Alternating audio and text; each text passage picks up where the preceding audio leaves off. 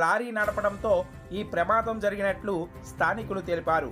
సంఘటనా స్థలానికి చేరుకున్న పోలీసులు కేసు నమోదు చేసి దర్యాప్తు చేస్తున్నారు.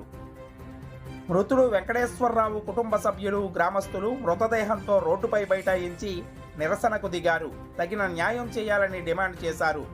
మృతుడు వెంకటేశ్వరరావుకు భార్య, 2 అమ్మాయిలు.